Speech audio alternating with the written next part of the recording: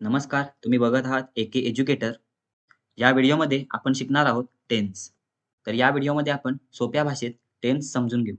त्यामुळे व्हिडिओ शेवटपर्यंत नक्की बघा.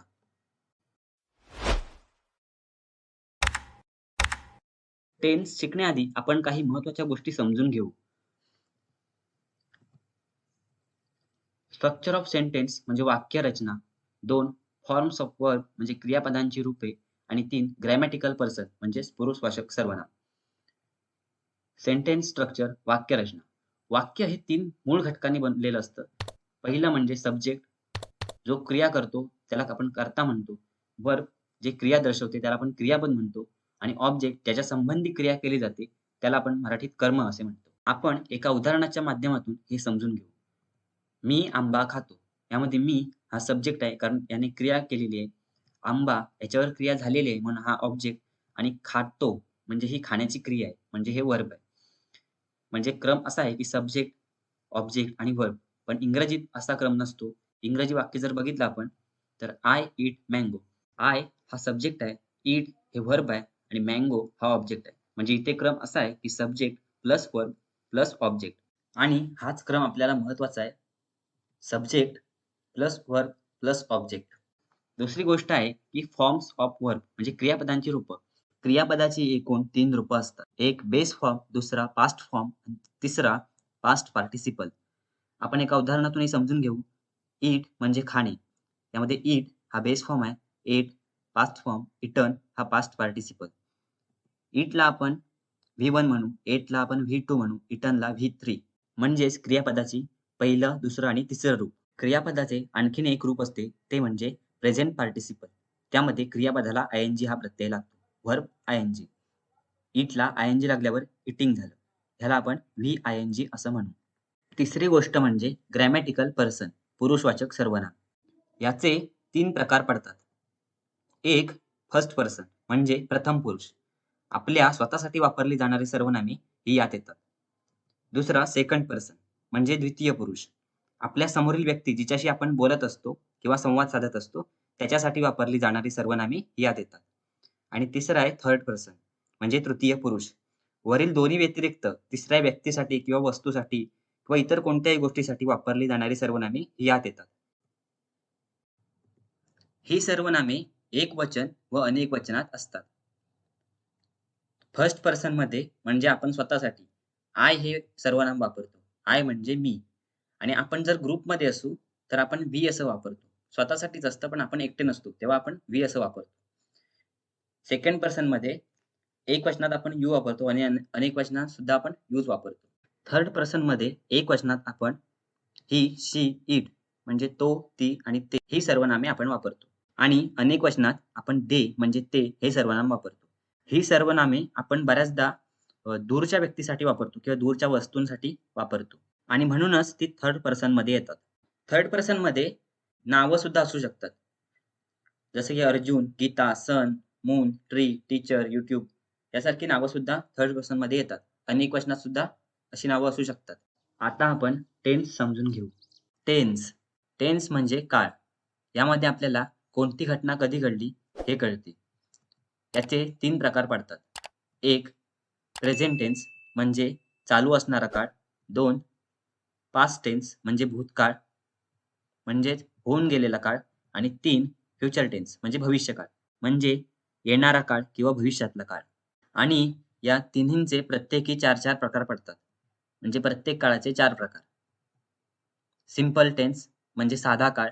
2 कंटिन्युअस टेन्स म्हणजे चालू काळ. 3 परफेक्ट टेन्स म्हणजे पूर्ण काळ आणि 4 परफेक्ट कंटिन्युअस टेन्स म्हणजे चालू पूर्ण काळ. प्रत्येक काळाचे 4 प्रकार म्हणजे तिन्ही काळांचे 4-4 प्रकार असे मिळून 12 वाक्य तयार होतात.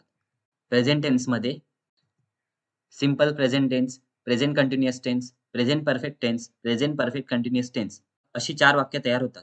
पास्ट टेन्समध्ये सुद्धा तशीच 4 वाक्य आणि फ्युचर टेन्समध्ये सुद्धा तशीच 4 वाक्य तयार होतात. आता आपण पहिले प्रेझेंट टेन्समधले 4 प्रकार समजून घेऊ.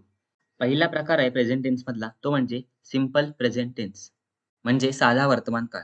नेहमीच्या घडणाऱ्या गोष्टी सांगण्यासाठी आपण या काळाचा वापर करतो. जसे की आपल्या सवयी, नित्यक्रम किंवा एखादं त्रिकालबाधित सत्य सांगण्यासाठी या काळाचा वापर आपण करतो. आपण उदाहरणं पाहू म्हणजे उदाहरणातून तुम्हाला समजेल. की हा काळ नेमका कसा असतो. मी कार चालवतो. ही नेहमीचीच गोष्ट आहे. ते शाळेत जातात हा नित्यक्रम आहे. आम्ही रोज खेळतो हा सुद्धा एक नित्यक्रम आहे.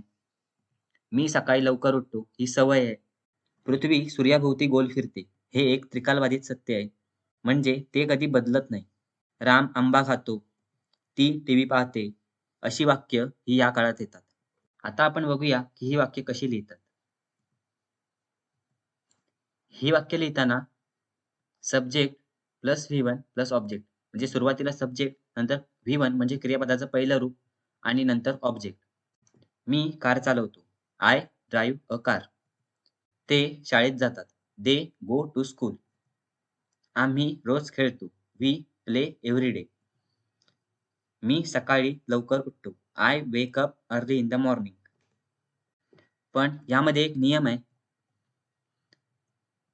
तो नियम असा आहे, की जर सब्जेक्ट जर तृतीय पुरुषी एकवचनी म्हणजे थर्ड पर्सन आणि सिंग्युलर असेल, तर आपण क्रियापदाला एस किंवा ईएस असा प्रत्यय लावतो. म्हणजे क्रियापदाच्या शेवटी एस किंवा ईएस असं लिहितो. उदाहरणार्थ, पृथ्वी सूर्याभोवती गोल फिरते. द अर्थ हे थर्ड पर्सन आहे आणि सिंग्युलर आहे. रिव्हॉल्व म्हणून रिव्हॉल्वला एस हा प्रत्यय लावलेला आहे. रिव्हॉल्व्स अराउंड द सन. राम आंबा खातो. राम हे सुद्धा थर्ड पर्सन आहे आणि सिंग्युलर आहे. म्हणून राम इट्स मँगो. इटला आपण एस हा प्रत्यय लावलेला आहे. ती टीव्ही पाहते. शी वॉचेस टीव्ही. वॉचला आपण ईएस प्रत्यय लावलेला आहे. या टेबलमध्ये प्रत्येक सर्वनामासाठी आपण कशी क्रियापदे वापरतो ते दिलेलं आहे. I drive, we drive, you drive, you drive. He, she, it drives. कारण हे थर्ड पर्सन आहे आणि सिंग्युलर आहे. म्हणून आपण ड्राईव्हच्या पुढे एस हा प्रत्यय लावलेला आहे आणि दे ड्राईव्ह. त्याच्यानंतर दुसरा प्रकार आहे तो म्हणजे प्रेझेंट कंटिन्युअस टेन्स म्हणजे चालू वर्तमान काळ. वर्तमान काळात चालू असणाऱ्या क्रिया सांगण्यासाठी त्या काळाचा वापर करतात. उदाहरणार्थ, मी कार चालवत आहे. राम आंबा खात आहे. आम्ही शिकवत आहोत. आता आपण बघूया की या वाक्यांची रचना कशी करतात. ही वाक्य लिहिताना सुरुवातीला सब्जेक्ट, त्यानंतर एम, इज, आर पैकी एक सहाय्यकारी क्रियापद, त्याच्यानंतर क्रियापदाला आयएनजी लागणारं रूप आणि त्याच्यानंतर ऑब्जेक्ट.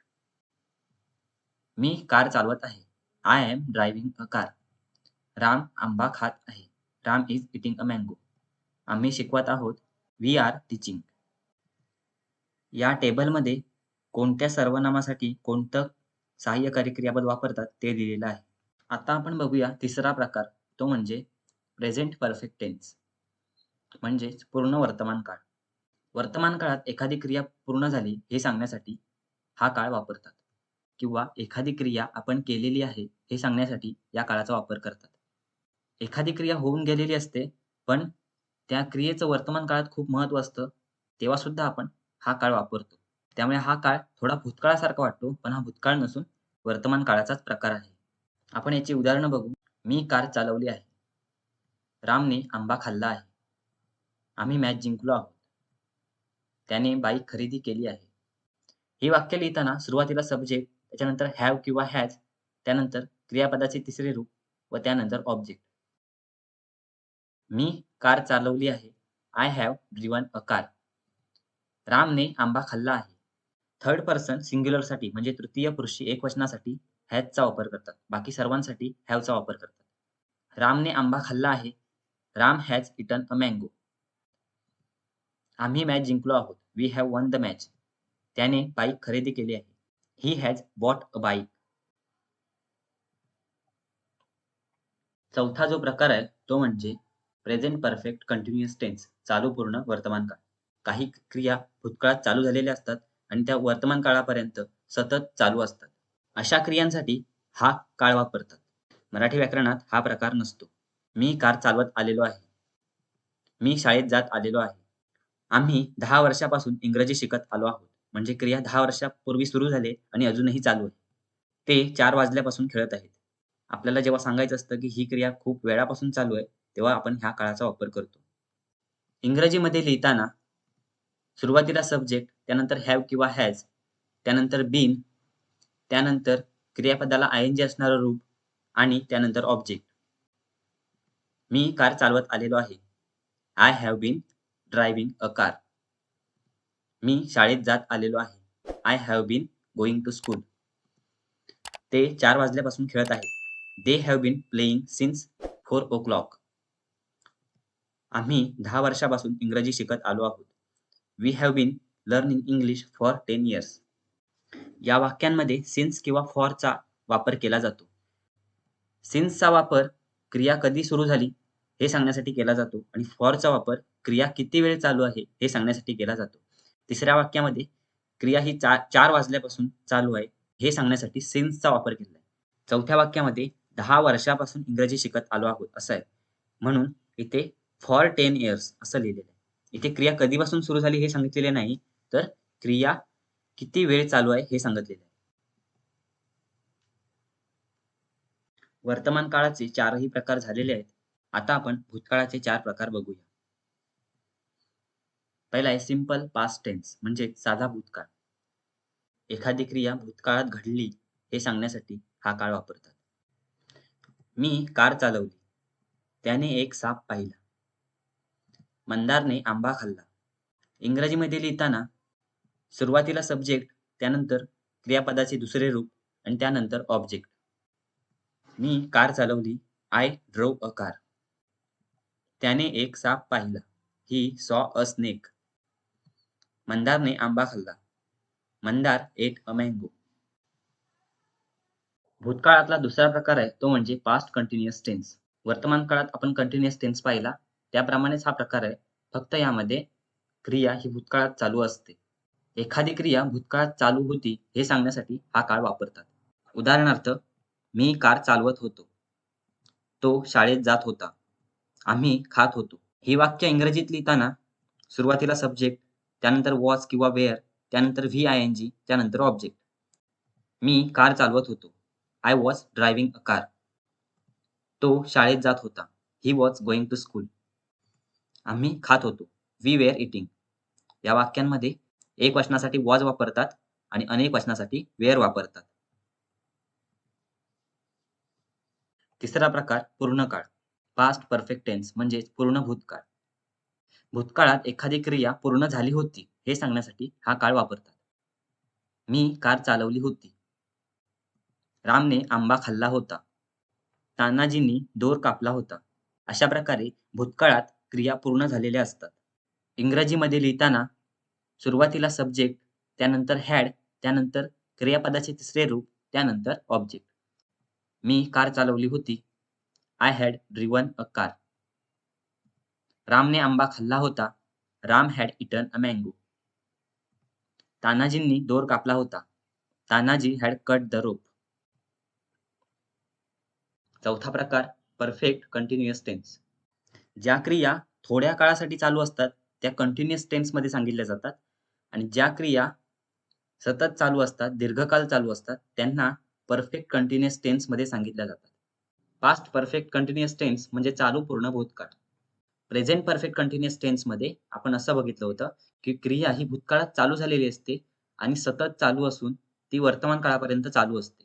पण पास्ट परफेक्ट कंटिन्युअस टेन्समध्ये क्रिया भूतकाळात चालू झालेली असते आणि भूतकाळातच संपलेली असते. ही क्रिया काही काळ चालू राहिलेली असते. उदाहरणार्थ, मी कार चालवत आलेलो होतो.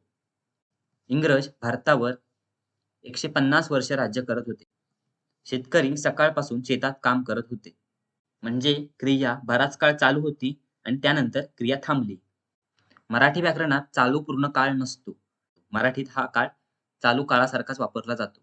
इंग्रजीमध्ये लिहिताना सुरुवातीला सब्जेक्ट, त्यानंतर हॅड, त्यानंतर बीन, त्यानंतर VING, त्यानंतर ऑब्जेक्ट. मी कार चालवत आलेलो होतो किंवा मी कार चालवत होतो. I had been driving a car. इंग्रज भारतावर 150 वर्ष राज्य करत होते. British had been ruling India for 150 years. शेतकरी सकाळपासून शेतात काम करत होते. Farmers had been working in the field since morning. आता बघूया भविष्यकाळ.